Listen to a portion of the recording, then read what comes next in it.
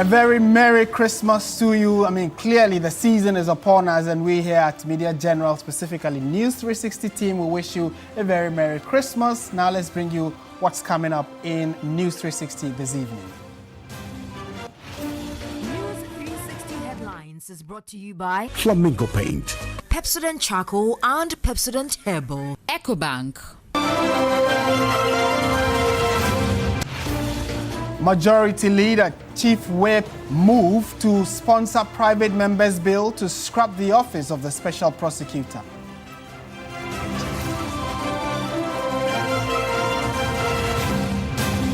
And also coming up tonight, Electoral Commission sets December 30 for rerun of the Kpandai parliamentary election.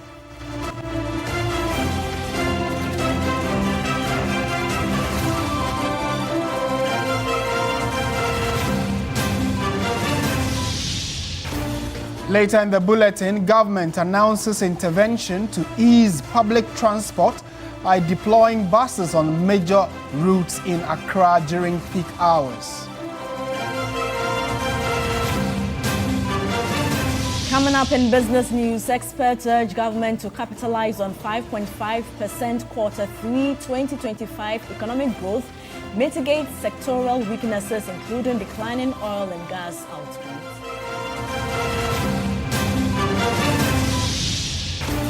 On the international front, senior government official in Benin has told the BBC that the leader of the Sunday's failed coup is taking refuge in neighboring Togo.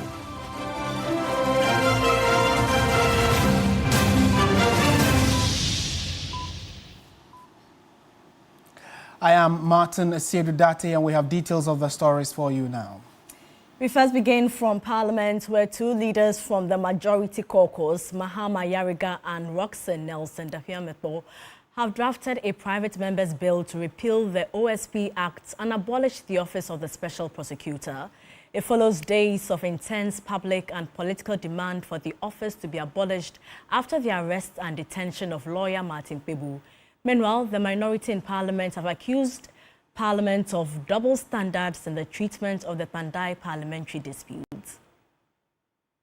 According to the two majority MPs, the operational experience since the establishment of the Office of the Special Prosecutor has revealed persistent challenges, including the duplication of constitutional prosecutorial functions of the OSP and the Attorney General. According to them, there has been institutional friction between the two offices and jurisdictional overlap, which have resulted in delays and inefficiencies. They have also cited high operational cost of the Office of the Special Prosecutor, with limited demonstrable impact in relation to the budgetary allocations made to the office. This draft bill would have to go through a number of layers, including being considered by relevant committees before it is brought before the House for consideration and passage, which would then initiate the processes for the repeal of the Office of the Special Prosecutor. Now you appreciate the power of the minority. You need us.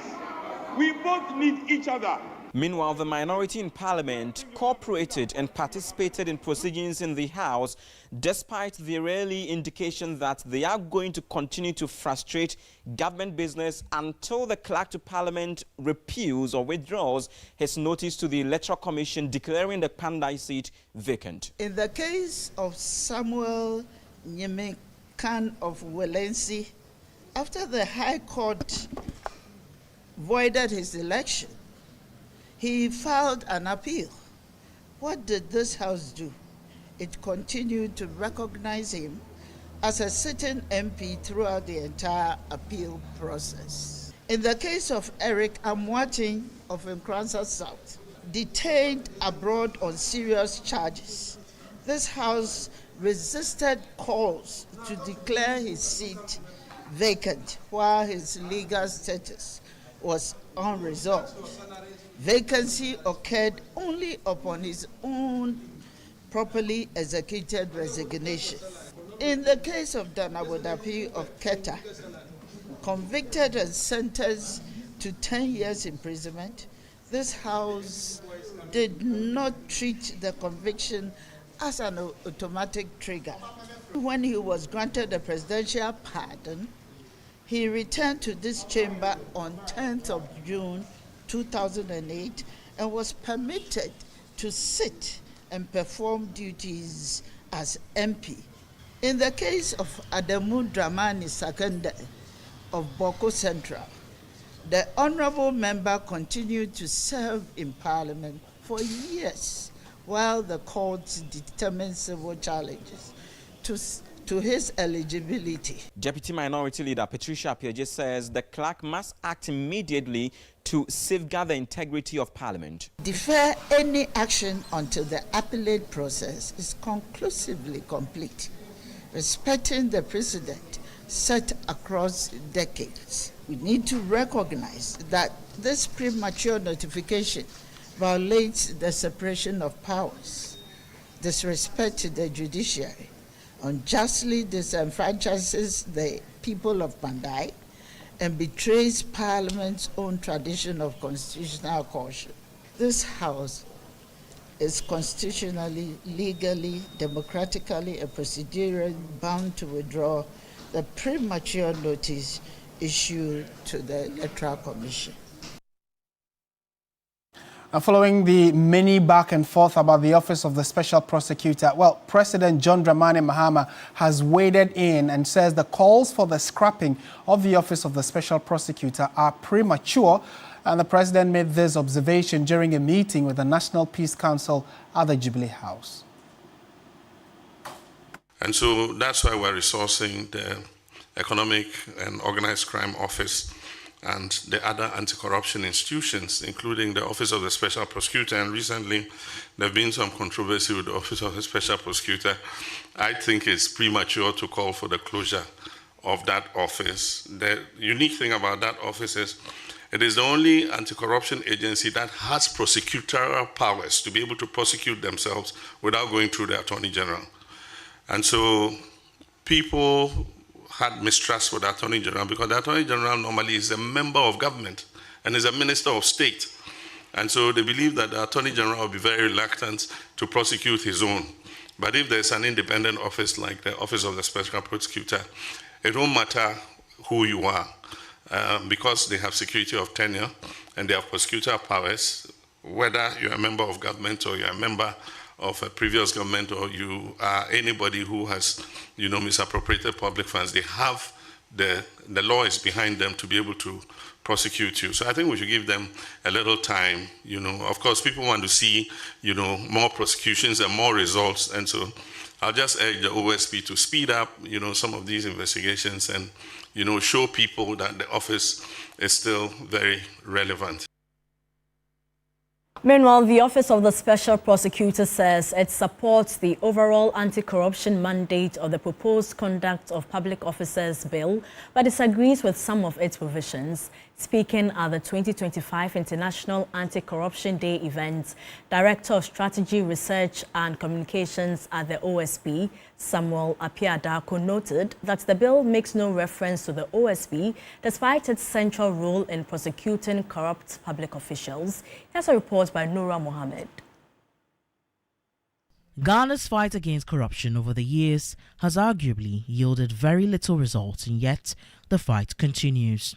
Centering on the youth with the aim to unite them against corruption, Transparency International Ghana, in collaboration with some civil society organizations such as CDD Ghana, Star Ghana Foundation, and the Fourth Estate, commemorated the International Anti-Corruption Day IACD 2025.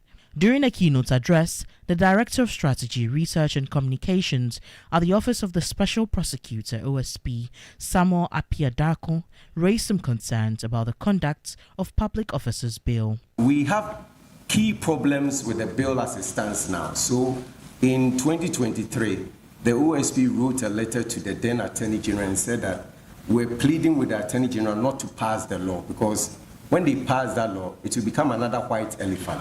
Another problem we have identified with the Cocoa Bill is that we think that there are certain things they put in it that ought to be criminal offense. And we realize that they are not criminal offenses. It's more like administrative. So we say don't take a gift of more than 20,000. And let's say you take. What happens to you? Oh, I'm sorry, Mr. President, for taking it. Next time I won't take it. We are saying we don't want that. The OSP is responsible for fighting corruption, and yet the OSP is not part of that. The Executive Director of Transparency International Ghana, Mary Ada, stresses on the key role of the OSP in the national corruption fight. We are in the best stages of the office, and so the calls are very much unnecessary. It is sad that this discussion has come up. The purpose and intent of the law and the object of the office, have they been achieved? Why are we in a hurry? The Attorney General's office has been there for more than 100 years. How many clear cases have they prosecuted? But perhaps we are thinking that we want quick action and quick results, which we can't fault the people of Ghana on, but we should hasten slowly. Let's go on to some other stories. Now, the 2024 NDC parliamentary candidate for the Kpandai constituency, Daniel Nsala Wakpal, has taken the Electoral Commission to court for contempt, accusing the commission of failing to initiate processes for a rerun of the constituency's parliamentary election. This follows a Tamale High Court ruling on November 24, which ordered a rerun after disputes arose in 41 polling stations. More than 16 days after the directive, with no indication from the EC on when the rerun will be conducted, the NDC candidate is seeking to have the commission cited for contempt for not complying with the court's order. Meanwhile, the Tamale High Court has set December 18 to rule on Matthew Nyindam's application for a stay of execution. And for those of you who've been following, you'll know that this particular issue caused quite a stir in Parliament yesterday, leading to near fisticuffs in the House of Parliament. In a related development, though, news just coming in indicates that the Electoral Commission has set December 30, 2025 to rerun the Kpandai parliamentary election. Tamale High Court, you'll recall, like I indicated a few minutes ago, ordered that the fresh polls be conducted in the constituency following some determination of 41 polling stations having questions. But on the back of that, very little to no action has been seen from the Electoral Commission until today, that we have just heard from the EC that Tuesday, the 30th of December 2025, will be the day for the rerun of the Kpandai parliamentary elections.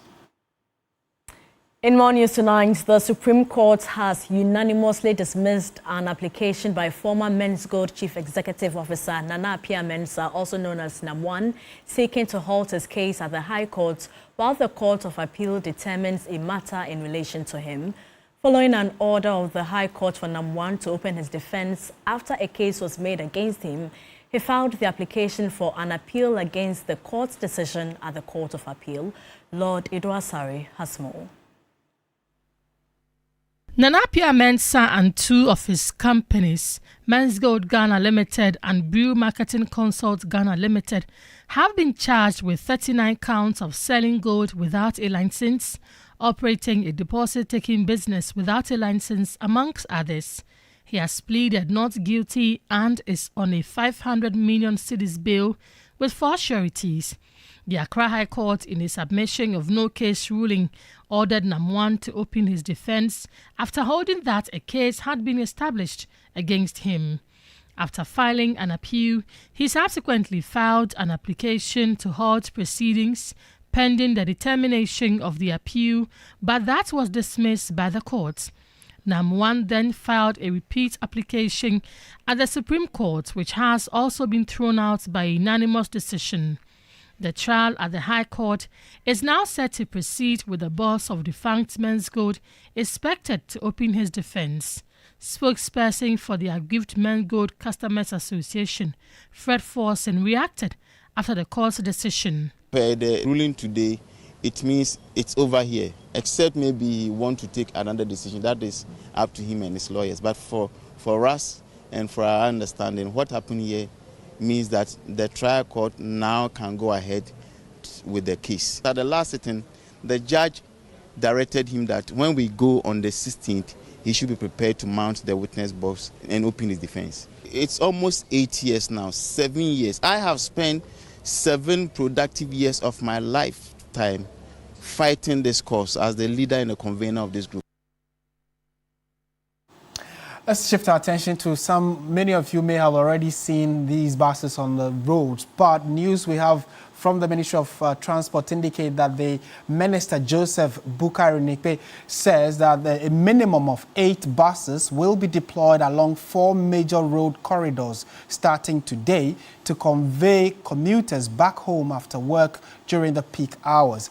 This has become a crucial intervention following complaints by some drivers complaints that some drivers are exploiting passengers by charging higher fares during peak hours, most of whom are not recognized with any transport union.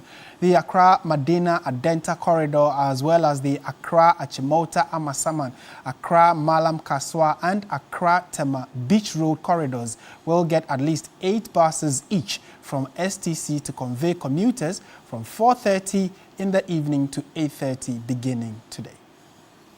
We are going to employ some buses commencing from today, 10th December, and we will ensure that those buses are available at the peak hours to support our commuters who have closed from work to get home safely.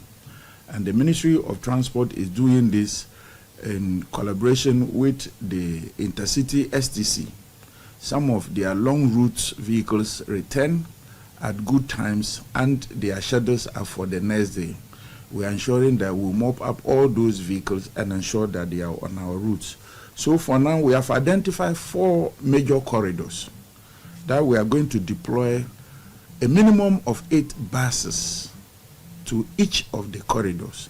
We are working to ensure that we increase the number of buses such that we'll be able to pick all our commuters home safely.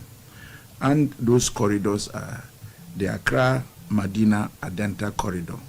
They will have a minimum of 8 buses starting from today at 4:30 p.m. to 8:30. That will be the operational period. We also have Accra, Achimota, Amasaman. They will also have a minimum of 8 buses that will also start operations today from 4:30 to 8:30 in the evenings. In more news tonight, the Ministry of the Interior has a centralized e-recruitment portal aimed at harmonizing and streamlining the recruitment process across all agencies under the Ministry of the Interior.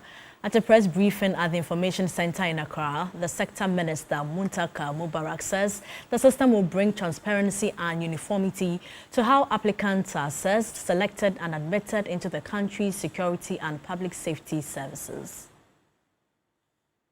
The Minister for the Interior, Muntaka Mubarak, explained that applicants will now be able to monitor every stage of the application from submission to final admission via their mobile phones, eliminating the need for intermediaries and reducing risk of error or abuse. This initiative directly supports government vision of a modern, secured and inclusive digital economy, one in which public services are accessible, transparent and responsive to the needs of every Ghanaian. The transformation of the Ministry of Interior fully aligns with this agenda, positioning the interior sector as an active driver of the digital state that government seeks to build. The new digital platform is being presented as a major structural improvement in recruitment procedures designed to improve efficiency, accountability and fairness across the Ghana Police Service, Immigration Service, Prison Service and Fire Service. By shifting to a full online system, the government aims to reduce congestion, enhance safety, and prevent tragedies such as the Elwak Sports Stadium stampede in future. To see if you want to make an application, what it requires you to do, what it expects from you, so that once you do them, and then there will be a way to always get feedback We don't expect the thing to do a magic in what do you call it, in a second. But we are very confident that we've tested it. I mean, we've been trying it up and down for the past 2 or 3 months, try to juggle it around to see whether it will produce any difficulty. And we are very certain that where we are, we will be good to go. We've chosen December 15th as the date of start. Not because if you go now, you won't find life is there, but just to prepare us because we want to be able to provide the best of services to the average Ghanaian. So enjoy the portal and let us know if there are some complaints. Other agencies that operate under the ministry include the Narcotics Control Commission, the National Disaster Management Organization, NADMO, and the Gaming Commission of Ghana. Bolt Food Ghana has celebrated 5 years of food ventures with an award ceremony honoring key contributors in the industry. The company's country manager, Ali Zairab, reaffirmed his pledge to expand across the country by using its platform to create more jobs and contribute to the growth of the economy. Bolt Food Ghana has been operating in the courier services space for some time now, offering excellent services to its customers. The 5th anniversary attracted key industry players including the Food and Drugs Authority, restaurants and couriers. General Manager of Bolt Food, Ali Zayab, said the company is poised to create more jobs and improve on expansion. This is something that we are expanding into, and we want to make sure that our app is also changing and improving so that customers should get customized experience. If let's say you are a regular user, you should have a different interface than somebody who's just joined in. So we're working on a lot of things, and you'll see a lot of exciting stuff coming into this coming years. Without a doubt, we need to make sure that we're part of this ecosystem, and health and safety is our priority. We really want to work with all the partners who are licensed, who have all the certifications from FDA, because at the end of the day, we also don't want any customer to get their lives at risk. The Director of Postal and Courier Services Regulatory Commission observed Bolt has revolutionized the courier sector in Ghana. Bolt Food Ghana is a licensed entity, licensed by the Postal and Courier Services Regulatory Commission. Therefore, its operations are backed by law. They are legitimate. And we would recommend both the services of Bolt Food Ghana to all Ghanaians and people living in the country. Bolt also rewarded their top 20 riders at the Bolt Foods Anniversary celebration. Well, Christmas is in the air and the Labadi Beach Hotel has officially opened its festive season with a 9 lessons and carol service followed by a Christmas tree lighting ceremony. The event brought together families, guests, hotel staff and other dignitaries to mark the start of the hotel's December activities, which promises great hospitality service and merrymaking. It has been a strong year for the Labadi Beach Hotel, with a number of prestigious industry awards that recognize its standards and service. Known for blending nature, business and leisure, the Labadi Beach Hotel has maintained its place among Ghana's top hospitality destinations. Speaking at the carol service, the board chairman of the hotel, Kelvin Katano, spoke about the year under review. This year has seen a lot of good things. The board itself has actually pushed everything to make it what we have today. When you look at the international market and the kind of hospitality we have here, we are #1 in Ghana. And when you go to the shores too, we are making those strides. This year we've seen a lot of profits. Managing Director of Labadi Beach Hotel, David Edofo, says the hotel promises good packages for this festive season. We start with the 24th night, then we zoom into 25th December, which is Christmas Day lunch, here in Adesan Pavilion. And then we go into Boxing Day. We also have Aquaba Restaurant hosting our clients to excellent dishes. Now the highlight of the year comes on the 31st of December in Omanye Hall, and it's going to be lit. CEO of the Ghana Tourism Authority highlighted the relevance of the event to the tourism industry. We are asking everybody, come and experience Ghana and Christmas. Have fun in Ghana, experience us, and go home with a piece of gold. With the season now underway, the hotel has promised more memorable experience for patrons in 2026. Now, Elora Realty and Investments has launched a new luxury residential project in the Accra Airport residential area dubbed The Summit. The development is positioned as the company's flagship project, which reflects its push for modern design and long-term value in the real estate market. Located minutes from the Kotka International Airport and within key diplomatic and business centers, the summit promises high-end living with strong investment appeal. The structure itself is designed as a masterclass in contemporary design, boasting clean lines, glass facades, and lush green courtyards that offers serenity in the heart of the city. Inside, the residences are finished to perfection, with expansive layout, designer kitchens, and panoramic views that capture the pulse of Accra from above. Janice Osei is the Executive Director of Elora Realty and Investment. The building consists of 1, 2, and 3 bedroom apartments, duplexes, and penthouses. So we wanted to give people more variety. If you look at ours, we have almost every floor is different. So it's very likely when you buy an apartment, you're buying a one-of-one apartment. On how customers can secure an apartment in the space, she said they are readily available with affordable payment plans for all. The starting price is $320,000 and it goes up from there. So if you want a 1-bedroom, your reservation is $5,000. If you want a 2-bedroom, reservation is $10,000. If you want a 3, it's $20,000. So once you've put that down, your apartment is then reserved. No one else can take it. And then from that point onwards, we have about 3 to 4 payment plans. So if someone comes in and they say, I've seen your payment plans, but it doesn't quite work for us, what can you do? We're able to give you something a bit more accommodating. That's the watching News 360. Stay with us. We have business, sports, and entertainment all coming up.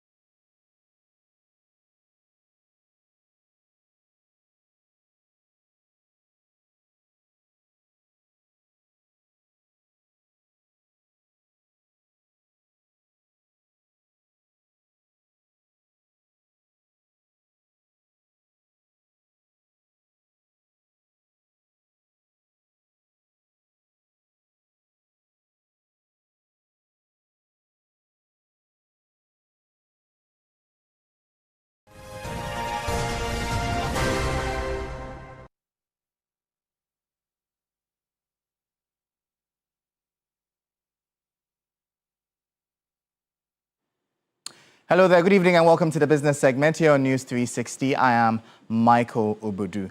Now, key players in the Ghanaian economy, households, businesses and governments are urged to capitalize on strong growth momentum and mitigate sectorial weaknesses following the 5.5% surge in gross domestic product GDP in the third quarter of 2025. The advice focuses on leveraging high-performing sectors and adapting to ongoing macroeconomic shifts like disinflation.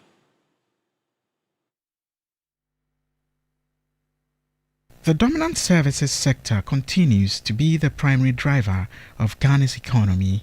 Together, key subsectors including ICT, crops, trade, transport and storage, manufacturing and education contributed approximately 86% to the overall gross domestic product GDP growth recorded in quarter 3 2025. Government statistician Dr. Alhassan Idrisu recommend government play a dual role of supporting winners and stabilizing sectors in decline. With food price pressures easing, this is a moment that households should actually be spending wisely and be saving more. And for businesses, our recommendation is to invest where growth is strongest.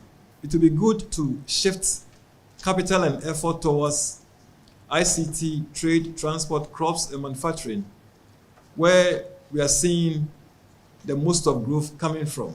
And for government, it's important to address the sharp oil and gas decline and reinforce high growth areas like the ICT, the trade, transport. Financial economist Dr. Eric Boakye-Yadom is calling on the Ghanaian government to urgently pivot its economic policies to establish stronger links between the industrial and agricultural sectors. Agriculture grew by about 8.6, industry doing about 0.8 and services 7.6. Industry is still not doing well, but the support that industry needs, it has not changed much.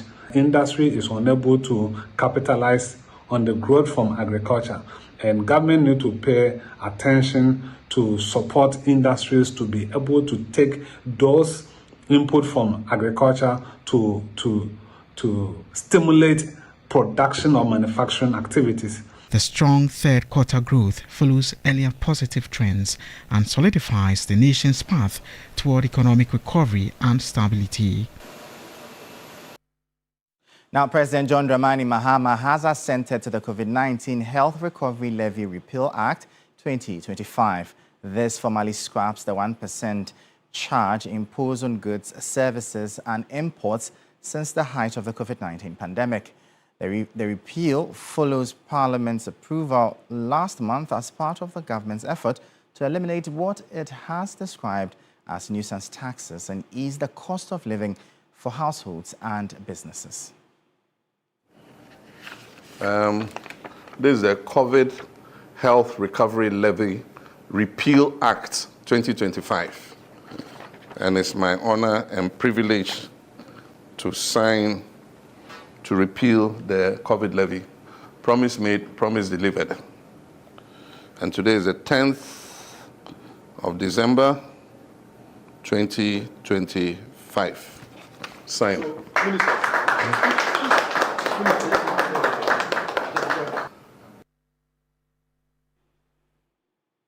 Now, Ghana's drive to assemble electric vehicles locally could stall without the right skills. Industry players warn that while the potential is enormous, the country risks losing out if it cannot build the human capital to sustain such an enterprise. Talks are underway with international automakers keen to set up EV assembly plants in Ghana. The initiative supports the government's automotive development policy designed to create jobs, transfer technical expertise, and position Ghana as a hub for electric mobility across West Africa. With emerging lithium resources and renewable energy potential, officials hope the move will help accelerate clean transport adoption and boost industrial growth. But experts say the biggest challenge isn't technology, it's people. When you have the plants running, you need skilled people. And we don't have that also. I need to admit that. We need to invest a lot in building that competence so that we'll be able to have something like that running on. policy lead for petroleum and conventional energy at the Africa Center for Energy Policy, Kojo Yauche, insists academia must play a central role by producing graduates with critical skills for the renewable energy transition. We are currently working with universities, for example, to make certain inputs into their curriculum at the input end. And then this is also dealing with the output end, looking at the products that are already in the system. How do we retool the skills that they have to be able to participate in the new economy that green technologies are creating for the market? These concerns were raised during the signing of a partnership between ASEP and Solar Taxi. The program will train 200 women engineering graduates in green energy technologies, a step seen as vital to bridging the skills gap. For Ghana, the race to build cars may depend first on building the people to drive the industry. We'll bring you updates now from the currency and the commodities market.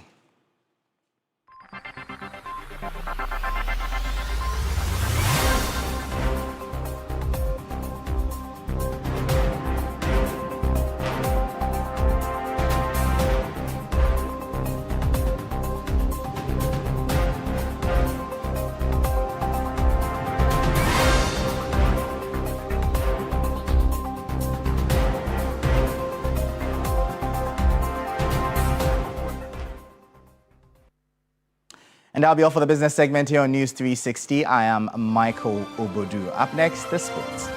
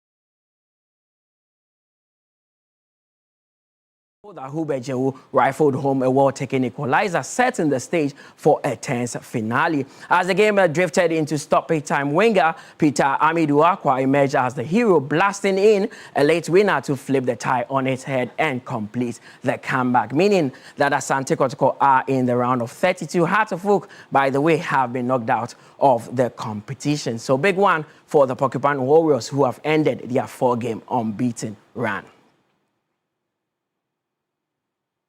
Now let's do some boxing, where all roads lead to the University of Ghana Stadium on December 20th, where Legacy Rights is gearing up to deliver a festive spectacle like no other. Boxing fans are in for a night of pure adrenaline as some of the nation's finest step into the ring with one grudge match stealing all the attention. Freezy McBones will take on Jonathan Tete. 3 Sports visited Freezy in training and filed this report. Isn't just another fight. It's a grudge match that has existed for years. The rivalry intensified after the two clashed over a light heavyweight slot for Team Ghana during preparation for the 2024 Olympic Games. With the countdown underway, Freezy McBones has kicked his training into high gear. McBones enters the ring boasting an unbeaten record of 11 fights, while Jonathan Tete arrives with 10 professional victories and the pedigree of having represented Ghana in the 2024 Olympic qualifiers. What if I beat Jonathan? What am I going to get from it? They'll be like, oh, you beat a guy from Bochum. Don't get me wrong. I'm not saying something bad from Bochum, but they'll be like, oh, you better than him because you fight abroad, you are international boxer, stuff like that, right? If Jonathan beat me, it's a huge problem, right? So he's gonna take to lose. So I'm so focused and I'm ready and I'm coming to take what is mine. And thank God, WBA Africa title is on the line. Freezy's trainer, Kwame Emisa, is equally confident. He believes his fighter has everything it takes to dismantle Tete, even though Freezy is returning from an injury. Freezy is more determined than ever. You know, he took this personal. You know, so, I mean, I will say this. For all you guys at home, grandma, mom, please come out for this night. Oh, I'm more than confident. You know what I mean? I know Freezy, you know, I know the work that he have sacrificed. Freezy, look, it's like trying to take a food from a lion mouth. You know what's gonna happen, right? All right, so I don't need to say any more. With the anticipation at a fever pitch, fans are preparing for an unforgettable night. When these two heavyweight haters collide on December 20th, the University of Ghana Stadium is set to erupt. Against Freezy McBones will be live actually on TV3 and on your TV. So you need to stick with us on the 20th of December. Let's finish off with the UEFA Champions League because Game 6 is on and 2 matches have already been played with others set to be to kick off in a few minutes time. Ajax have secured the 4-2 victory over Karabakh, with Villarreal also losing at home. There was no Thomas Partey in that game, but Copenhagen won by 3-2. And there's Athletic Bilbao against champion Paris Saint-Germain. Benfica would also host Napoli, with Club Brugge also inviting Arsenal to play that one. Dortmund will be at home as they take on Bodo Glimt at the Signal Iduna. Then there is Juventus against Pafos, with Leverkusen engaging in Newcastle. And the headline fixture for tonight is Real Madrid at the Santiago Bernabeu, coming up against Manchester City. That's all by way of sports here on News360. My name is Mutala Yakubu.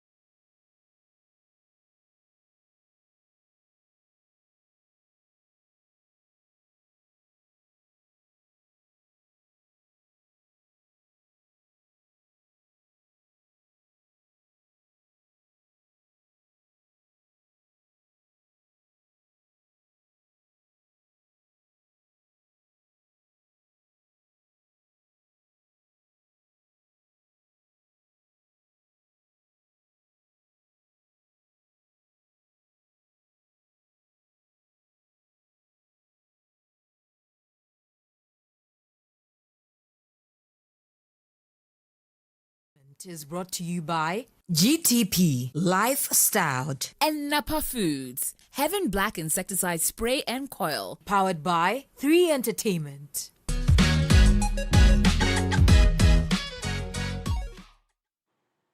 Good evening and welcome to the entertainment news segment here on News360. My name is Noella Donko.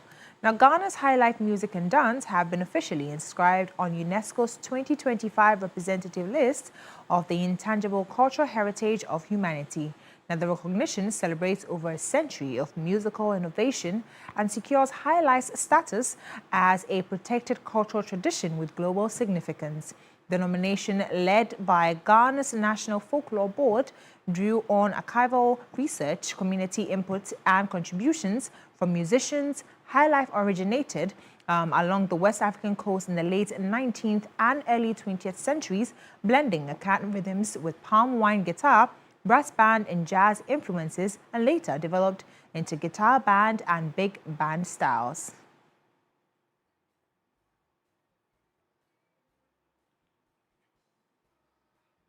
And now some more stories. We bring you some arts and entertainment tidbits from the world of showbiz. Welcome to Ghana. The Ghana Tourism Authority, GTA, has responded to viral videos in which visiting Black Americans claim they were abducted and extorted by fake police officers. In a statement issued on 8th December 2025, the GTA said the Ghana Police Service and the Cybersecurity Authority have begun investigations into the allegations. The authority assured both the public and international visitors that Ghana remains safe, noting that security has been heightened during the December in Ghana festivities. Tourists are encouraged to rely on official information channels and report any suspicious activity. DJ Tim Westwood has pleaded not guilty to multiple charges of rape, indecent assault and sexual assault at a London court.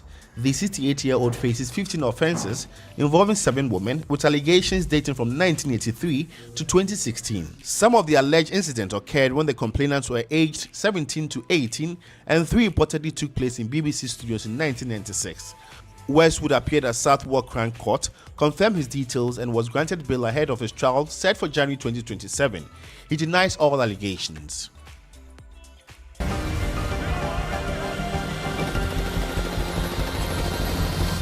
The 2026 Golden Globe nominations were announced on 8 December 2025.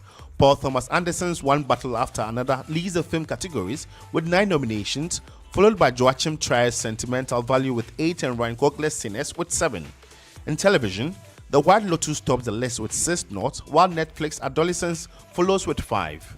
Key film contenders include One Battle After Another and Blue Moon in the musical comedy category and Sentimental Value, and Sinners in the drama category. The hit film K-pop Demon Hunters earned 3 nominations, including Best Animated Film and Best Original Song for Golden, making EJAE the first Korean American nominee in that category.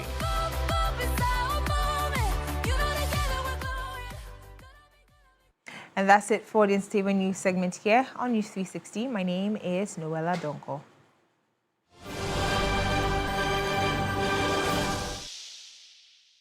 Tonight in this segment, with coup attempts resurfacing across the region, experts say ECOWAS must move beyond emergency responses and focus on the deeper work of prevention. They argue that unless the bloc strengthens early warning systems and addresses political tensions before they explode, the cycle will continue.